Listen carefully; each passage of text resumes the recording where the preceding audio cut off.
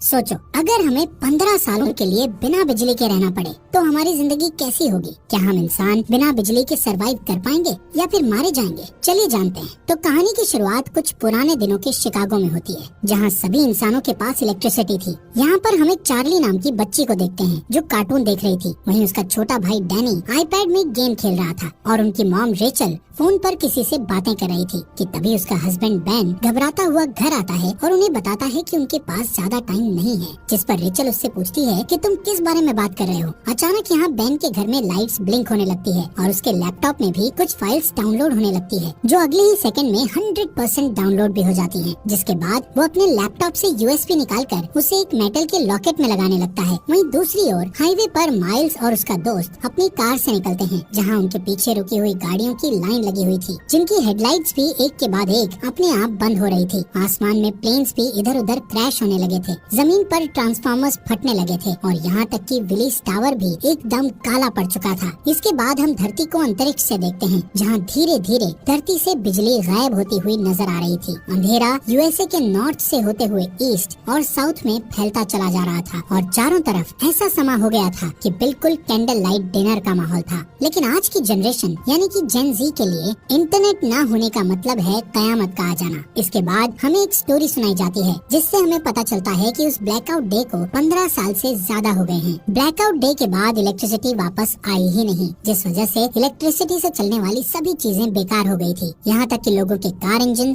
Jet turbines और जरा सी batteries भी बिल्कुल खराब हो गई थी। इन सब चीजों की वजह से बड़े पैमाने पर सभी के हालात बहुत खराब हुए। बीमारी बढ़ी लेकिन दवाइयाँ नहीं मिली, आग लगी लेकिन आग बुझाने वाली गाड़ियाँ नहीं थी, फैक्ट्रीज थी लेकिन वहाँ खाने के लिए कुछ नहीं था और सभी लोग हाथ से काम कर रहे थे। जिसके बाद जल्द ही सरकारें गिरने लगी और मिलिटियाज पड़ने लगी थी। ब्लैकआउट के बाद यूनाइटेड स्टेट्स 6 भागों में बंट चुका था, जो कि the Monroe Republic, the Georgia Federation, the Plains Nation, Texas, the California Commonwealth और बाकी बंजर जमीन थी। इन सभी शहरों के ऐसे हालात को देखकर ज्यादातर लोग यहाँ से कहीं और शिफ्ट हो चुके थे, जिनमें से एक बैन और उसकी फैमिली भी थी, क्योंकि वो वहाँ के विलेज एरिया में रहने लगे थे, जो कि द मोनरो रिपब्लिक एक पीसफुल कॉलोनी थी, जहाँ कुछ 100 लोग जाकर बस गए थे। यहाँ हमें पता चलता है कि बेन की वाइफ का कुछ साल पहले ही देहांत हो गया था और अब वो एक ब्रिटिश मेडिकल डॉक्टर मैगी को डेट कर रहा था। उसके बच्चे डैनी और चार्ली भी अब बड़े हो चुके हैं, लेकिन डैनी को अकेले रहना ज्यादा पसंद है, क्योंकि वो अस्थमा की बीमारी से गुजर रहा है। ऐसे ही एक दिन चार्ली अपने भाई के साथ जंगल में जाती है, जहाँ उन्हें एक एबेंडन वैन दिखती है। चार्ली उसके अंदर जाती है और वहाँ उसे एक मिनी फ्रिज मिलता है, जिसे देखकर उसे अपने बचपन की याद आने लगती है, जब ब्लैकआउट डे के बाद उसके मॉम डैड ने उसे वो पिघली हुई आइसक्रीम दी थी, क्योंकि वो उस वक्त की आखिरी आइसक्रीम थी।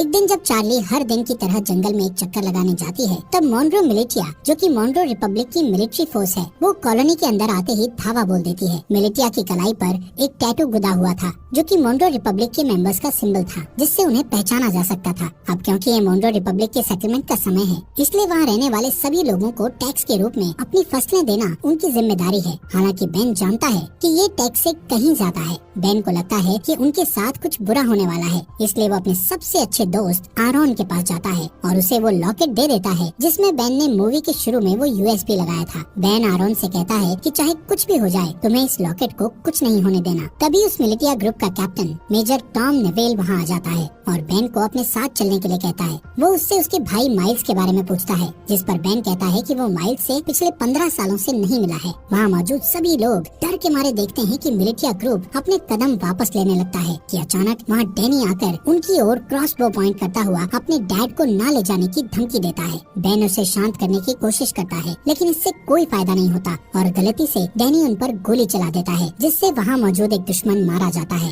ये देखकर एकदम से सभी लोग मिलिटिया पर हमला करना शुरू कर देते हैं, लेकिन इस लड़ाई में उनका कोई मुकाबला नहीं होता और कई लोग मिलिटिया द्वारा मारे जाते हैं, जिसमें टॉम और बाकी लोगों को छोड़ दिया जाता है। लेकिन मिलिटिया ने डैनी को बंदी बना लिया था। कुछ देर बाद जब चार्ली वापस अपने घर आती है, तो यहाँ वो अपने डैड को खून में लथपथ पाती है, जहाँ वो अपनी आखिरी सांसें ले रहा था। वो उसे बताता है कि डैनी को मिलिटिया के लोग किडनैप करके ले गए हैं और अब उन लोगों की आखिरी उम्मीद सिर्फ माइल्स ही है, जो शिकागो में कहीं रह रहा है। चार्ली रोते हुए अपने डैड को बचाने की कोशिश करती है, लेकिन बेन मरने से पहले उसे अंकल माइल्स को ढूंढने के लिए कहता है, जिसके बाद उसकी मौत हो जाती है। अपने डैड के ऐसे मरने से चार्ली पूरी तरह टूट चुकी थी, लेकिन उसके पास शोक मनाने तक का टाइम नहीं था। वो अपना सामान पैक करती है और अकेले बाहर निकलने के लिए तैयार हो जाती है, लेकिन मैगी और आरॉन उसे अकेले नहीं जाने देते, जिसके बाद वो खुद उसके साथ जाने को तैयार हो जाते हैं, जो चार्ली को बिल्कुल पसंद नहीं आता। इसके बाद तीनों खतरनाक रास्तों से होते हुए पूरे दिन सफर करते हैं, जिससे तीनों के बीच बॉन्ड और भी ज्यादा मजबूत हो जाता है। अगले दिन चार्ली जब पानी लेने के लिए झरने के पास जाती है तो उसे एक नेट नाम का लड़का दिखता है, जिसे देखकर वो वहीं रुक जाती है। अब क्योंकि पूरी दुनिया ब्लैकआउट में चली गई थी, इसलिए तब के बाद से हर इंसान को पहली बार में देखकर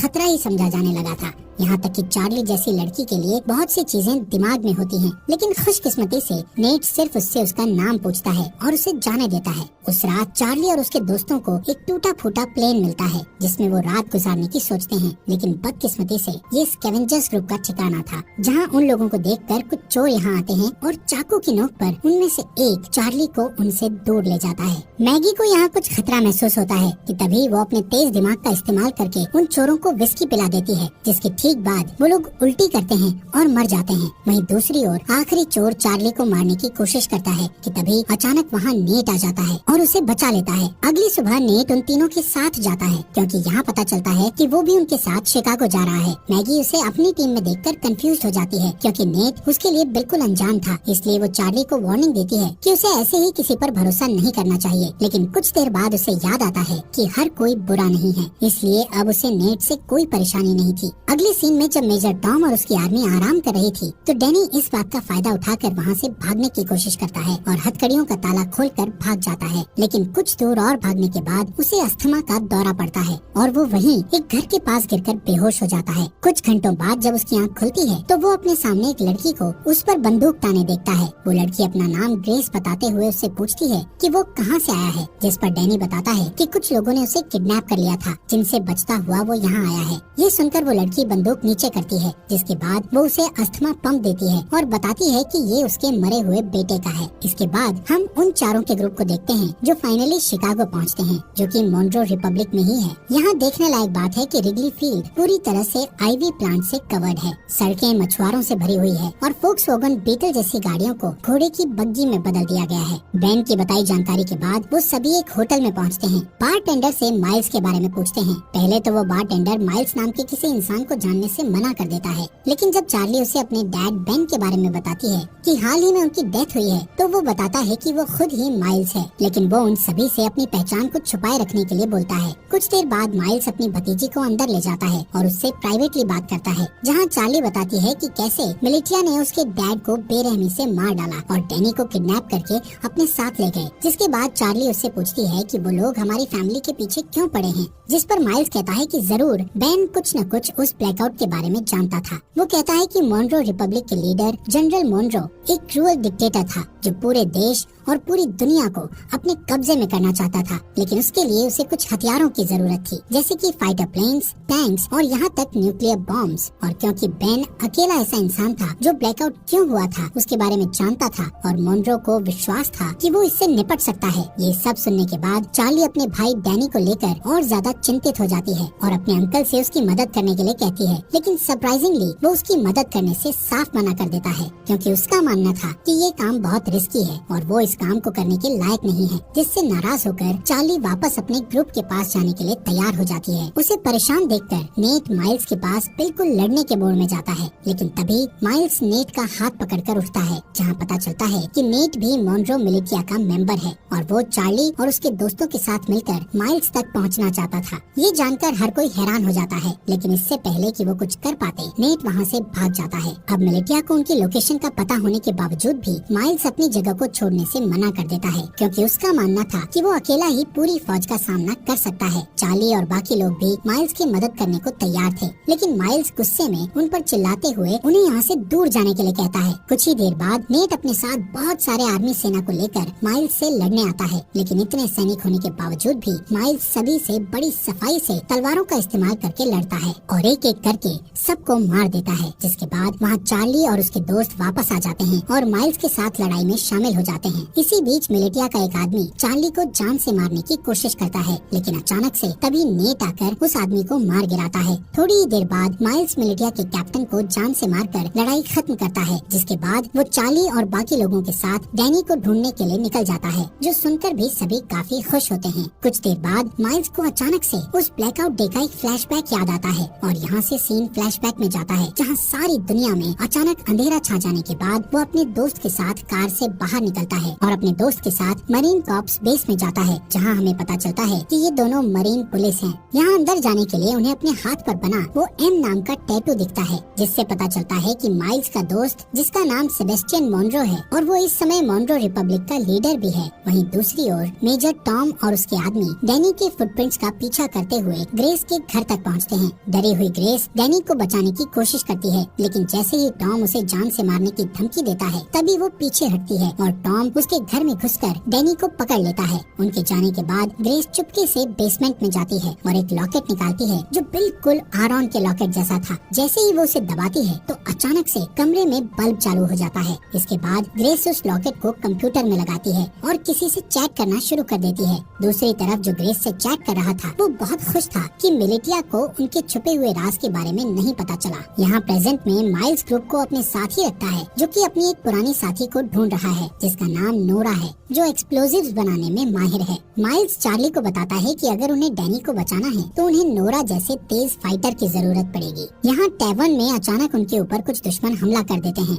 लेकिन इस बार भी माइल्स सबको हरा देता है। तभी वो एक आदमी को पकड़ता है और उसका गला घोटते हुए नोरा की लोकेशन पूछता है। यहाँ हमें पता चलता है कि नोरा को भी मिलिटिया ने पकड़ रखा है और इस समय वो मिलिटिया में एक नौकर बनकर रह रही है। उस रात माइल्स अकेले ही बाहर जाने का फैसला करता है, ये कहते हुए कि वहाँ जाना खतरे से खाली नहीं है। जिसके बाद वो रेडी होकर बाकी ग्रुप के लोगों को लॉवेल इंडियाना में अगले 2 वीक बाद मिलने के लिए कहता है। हालांकि अगली सुबह जब मैगी और आरॉन जागते हैं तो उन्हें पता चलता है कि जिद्दी चार्ली भी माइल्स के साथ निकल गई है, जो चीज उन्हें बिल्कुल अच्छी नहीं लगती। अब उनके पास कोई चारा नहीं बचा था, इसलिए आरॉन मैगी को लॉकेट देता है, जो कि बेन ने उसे दिया था। वो ये भी बताता है कि बेन ने उन्हें ग्रैंड पार्क में एक लेडी से मिलने के लिए भी कहा था, जो और कोई नहीं बल्कि ग्रेस ही है। हालांकि दोनों अभी भी चार्ली को लेकर चिंतित हैं, लेकिन उन्हें लगता है कि वो ठीक हो जाएगी और इसके बदले वो ग्रेस को ढूंढने के लिए ग्रैंड पार्क जाने लगते हैं। ये दोनों ग्रेस को ढूंढने निकल जाते हैं, जहाँ इन्हें लगता है कि ग्रेस ही वो की हो सकती है जिससे अर्थ पर इलेक्ट्रिसिटी को वापस लाया जा सकता है। वहीं दूसरी ओर जब मेजर टॉम अपनी सेना को लीड करते हुए अपने अड्डे की ओर जा रहे थे कि तभी अचानक एक गोली चलने की आवाज सुनाई देती है, जो सुनते ही वो लोग अपना रास्ता बदलकर उस गन शॉट की आवाज का पीछा करते हैं, जिसका पीछा करते करते वो लोग एक छोटे से घर तक पहुंचते हैं, जहां इन्हें पता चलता है कि इस मॉन्रो रिपब्लिक में आम इंसान अपनी पर्सनल बंदूकें और गोला बारूद नहीं रख सकते। इसी वजह से सभी लोग क्रॉसबोज और दूसरे हथियारों का इस्तेमाल करते हैं।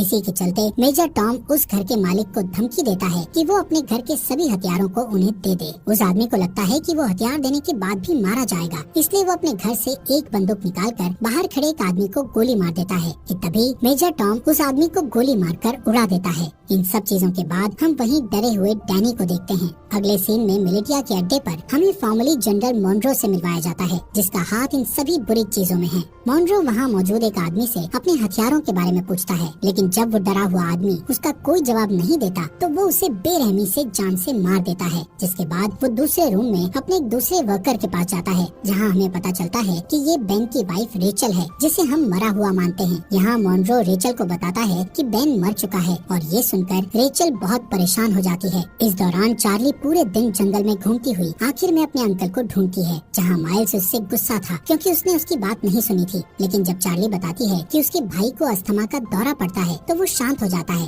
कुछ देर बाद उन्हें ढेर सारे मजदूर दिखते हैं जो हाथों से हेलीकॉप्टर को खींचकर ले जा रहे थे। यहाँ पता चलता है कि जनरल मोन्रो को विश्वास है कि एक दिन इलेक्ट्रिसिटी जरूर आएगी और उस दिन के लिए वो खुद को तैयार करना अभी से शुरू कर देता है। इन सभी मजदूरों में माइल्स नोरा को भी देखता है और चार्ली से कहता है कि उसे इतने सारे लोगों में से बचाना मुश्किल होगा, क्योंकि यहाँ कई सारे गार्ड्स के पास स्नाइपर राइफल भी हैं। लेकिन माइल्स अपने दोस्त को हर हालत में बचाना चाहता है। वो नोरा को बचाने का प्लान बनाते हुए रात होने का इंतजार करता है और जैसे ही रात होती है तो सबसे पहले चार्ली डिस्ट्रैक्शन पैदा करती है और वहाँ मौजूद गार्ड्स को भगा देती है। फिर वो वहाँ गार्ड्स के पीछे छुप जाता है और आखिर में नोरा को बचाकर अपने साथ ले जाता है। लेकिन इस बात से नोरा नाराज हो जाती है क्योंकि वो खुद जानबूझकर कैदी बनी हुई थी, क्योंकि उसे उनकी राइफल चुरानी थी। उन स्नाइपर्स के पास ऐसे हथियार हैं जो आम तौर पर मिलना मुश्किल हैं। कुछ कुछ देर बाद माइल्स नोरा से कहता है कि उसे अपनी भतीजी को बचाने के लिए उसकी मदद चाहिए, जिसके लिए वो तुरंत मान जाती है, लेकिन इसके बदले वो उससे स्नाइपर से राइफल चुराने में मदद मांगती है। माइल्स को ये मुश्किल लगता है, लेकिन इस समय उसके पास नोरा की बात मानने के अलावा कोई चारा नहीं था। थोड़ी देर बाद वो तीनों पास की एक झोपड़ी में जाते हैं, जहाँ वो तीनों डैनी को बचाने की प्लानिंग करते हैं। बारूद का यूज करके नोरा एक टेम्परेरी हथियार बनाती है, जिसका इस्तेमाल वो उन स्नाइपर्स वाले गार्ड को मारने के लिए करेंगे। लेकिन एक दिक्कत ये है कि इस हथियार का असर सिर्फ कुछ मीटर्स तक ही रहेगा, जिसका मतलब हुआ कि उनमें से किसी एक को गार्ड के पास जाकर उन्हें गोली मारनी होगी। वो लोग प्लान करते हैं कि माइल्स और नोरा आसानी से उनकी पकड़ में आ जाएंगे, लेकिन चार्ली उनका आखिरी ऑप्शन होगा। यहाँ से जाने से पहले माइल्स उनसे कहता है कि जैसे ही वो सभी गार्ड्स मर जाएंगे तो वो सभी पहरेदारों को निकाल लेंगे। कुछ ही देर बाद चार्ली अपने हथियार को स्लीव्स के अंदर छुपाती है और एक खोया हुआ इंसान होने का नाटक करती हुई पहरेदारों के पास जाती है, जिसके बाद वो तुरंत हथियार लेकर गार्ड्स के पास जाती है और तुरंत उन्हें मार देती है। इससे पहले कि बाकी गार्ड्स कुछ कर पाते, वहाँ नोरा और माइल्स आकर उन पर हमला कर देते हैं। इस लड़ाई के बाद जब वो लोग सभी मजदूरों को आजाद कर रहे थे, तो नोरा ये रिवील करती है कि उसने अपने रेबल के लिए स्नाइपर चोरी की थी। वहाँ ग्रैंड पार्क में जब ग्रेस अपने कंप्यूटर पर टाइप कर रही होती है, तभी कोई आदमी उसके घर में घुसकर उसके सामने आता है। उस आदमी के पास भी सेम वही लॉकेट था जो उसकी टेजर स्टिक एनर्जी छोड़ रहा था। दूसरी ओर माइल्स नोरा को रेबल का साथ छोड़ने के लिए मनाने की पूरी कोशिश करता है, लेकिन वो मना कर देती है। यहाँ हमें पता चलता है कि पहले ये दोनों कपल थे, लेकिन ब्लैकआउट के बाद उन्हें ब्रेकअप करना पड़ा। ऐसे ही कुछ देर बाद वो दोनों रेबल के ठिकाने पर पहुँच जाते हैं, जहाँ उन्हें एक पादरी मिलता है। पादरी खुश था कि नोरा स्नाइपर गन लेकर आई है, लेकिन बुरी खबर ये थी कि उनकी सेना पर अभी भी लगातार हमला किया जा रहा है। जब ग्रुप ठिकाने पर पहुंचता है तो उन्हें अंदर कुछ घायल आदमी बैठे मिलते हैं। पादरी यहाँ ये भी बताता है कि इन सभी आदमियों में से एक आदमी गायब है, जो सुनकर माइल्स तुरंत सभी को ये जगह छोड़ने के लिए कहता है, क्योंकि उसका मानना है कि मिलिटिया उसके आदमियों से पूछताछ कर रही है और इस जगह से भागने का यही सही समय है। नोरा इस बात के लिए मान जाती है, लेकिन उससे 30 मिनट मांगती है, क्योंकि वो घायल आदमियों को ठीक करना चाहती थी। बदकिस्मती से उसका ये डिसीजन गलत साबित होता है, क्योंकि कुछ ही मिनटों के बाद कैप्टन एडम मिलिटिया के साथ दिखाई देता है। उन्हें कुछ देर रोकने के लिए माइल्स अपने बेस्ट शूटर को स्नाइपर के साथ ऊपर भेजता है और उसका ये प्लान काम करता है, क्योंकि ऊपर भेजा गया वो स्नाइपर मिलिटिया के कई लोगों को घायल कर देता है, जिससे उन्हें पीछे हटने पर मजबूर होना पड़ता है। इस लड़ाई के चलते रात हो जाती है। यहाँ बेसमेंट के अंदर माइल्स और बाकी लोग दीवार के सहारे एक सुरंग बनाने की कोशिश करते हैं, ताकि एक तरफ से दूसरी तरफ जा सकें, लेकिन उनका ये प्लान पूरी तरह से फेल हो जाता है, क्योंकि दीवार में सुरंग खोदते समय दीवार गिरने लगती है और माइल्स उस गड्ढे में गिर जाता है, जिससे उनकी पूरी मेहनत खराब हो जाती है। ठीक इसके बाद छत पर बैठे स्नाइपर की मौत हो जाती है, जिसके बाद कैप्टन एडम और उसके लोग बेसमेंट में घुस जाते हैं। लेकिन माइल्स, जो बहुत बढ़िया तलवारबाज है, वो कुछ आदमियों को नीचे गिराता है और एडम को बंदी बना लेता है। फिर वो उसे दूसरे रूम में बंद कर देता है और यहाँ से भागने के तरीके सोचने लगता है। यहाँ हैरानी की बात ये होती है कि एडम माइल्स को पहचान लेता है, जिससे कमरे में मौजूद सभी लोग हैरान रह जाते हैं। ये देखकर चार्ली उनसे पूछती है, तुम एक दूसरे को कैसे जानते हो? यहाँ कहानी एक अलग मोड़ लेती है, जहाँ एडम ये रिवील करता है कि पहले माइल्स जनरल मुनरो का राइट हैंड था। यहाँ तक कि माइल्स वो इंसान है जिसने मिलिटिया को लड़ना सिखाकर इतना खतरनाक बनाया है, लेकिन इतना रिवील होने के बावजूद भी माइल्स उन्हें मारने पर अपना फोकस रखता है। माइल्स उनके सामने एक डील रखता है, जिसमें वो खुद को मुनरो मिलिटिया के सामने सरेंडर करेगा, लेकिन उसके बदले में उसके ग्रुप के किसी भी इंसान को कोई नुकसान नहीं पहुँचाया जाएगा। किसी वजह से एडम ये डील एक्सेप्ट कर लेता है। हो सकता है उसे अपनी जान की परवाह हो, इसलिए। खैर, इसके बाद जल्द ही माइल्स को मुनरो मिलिटिया ले जाया जाता है। यहाँ से सीन फ्लैशबैक में जाता है, जहाँ हम ब्लैकआउट के 2 वीक बाद का सीन देखते हैं, जब माइल्स अपने भाई को ढूंढने के लिए शिकागो आया था और उसका सबसे अच्छा दोस्त मुनरो भी उसके साथ था। वहीं रास्ते में उन्हें 2 आदमी मिलते हैं, जिनमें से एक आदमी दूसरे को बहुत बुरी तरह पीट रहा था। एक अच्छा इंसान होने के नाते माइल्स उनके पास जाता है और अपनी बंदूक निकालकर उनमें से एक को गोली मार देता है। इसके बाद दोनों दोस्त उस बचे हुए चोटिल इंसान की मदद करते हैं, जो और कोई नहीं बल्कि कैप्टन एडम ही था, और इसीलिए वो आज तक माइल्स की इतनी रिस्पेक्ट करता है, क्योंकि उसने उसकी जान बचाई थी। यहाँ से सीन वापस प्रेजेंट में आता है। जैसे ही माइल्स मिलिटिया को अपनी जगह पर ले जा रहा था, तो रास्ते में वो एक ब्रिज पार करते हैं, जहाँ अचानक से एक एक्सप्लोजन होता है, जिससे सभी लोग चौंक जाते हैं, और इसी दौरान नोरा और चार्ली माइल्स को उनसे बचा लेते हैं। वहाँ से जाने से पहले वो एक और एक्सप्लोजन करते हैं, जिससे वो पकड़े न जाएं। वहीं दूसरी ओर मैगी और आरोन, जो ग्रेस को ढूंढने के मिशन पर हैं, आखिरकार वो उसके घर तक पहुँच जाते हैं, लेकिन उस घर में कोई भी नहीं था, क्योंकि ग्रेस ने ये घर छोड़ दिया था। यहाँ आरोन, जो गूगल का एक पुराना एम्प्लॉय होने का दावा करता है और कहता है कि वो कंप्यूटर के बारे में बहुत कुछ जानता है। इसके बाद वो बेसमेंट में जाता है, जहाँ उसे ग्रेस का कंप्यूटर रखा मिलता है, जिसे देखकर पता चलता है कि इसे हाल ही में बनाया गया गया था, जिससे पता चलता है कि यहाँ इलेक्ट्रिसिटी थी। हालांकि जब वो कई घंटों तक कंप्यूटर की जांच पड़ताल करता है तो उसे वहाँ कोई सुराग नहीं मिलता। आरॉन थक जाता है और ऊपर जाकर वो कंप्यूटर मैगी को दिखाता है। तभी उसका लॉकेट चमकने लगता है और पास में रखे हेडफोन में गाना बजना शुरू हो जाता है, जहाँ मैगी के आईफोन में जान सी आ जाती है, जिसकी वजह से वो कई सालों बाद अपने बच्चों को देखती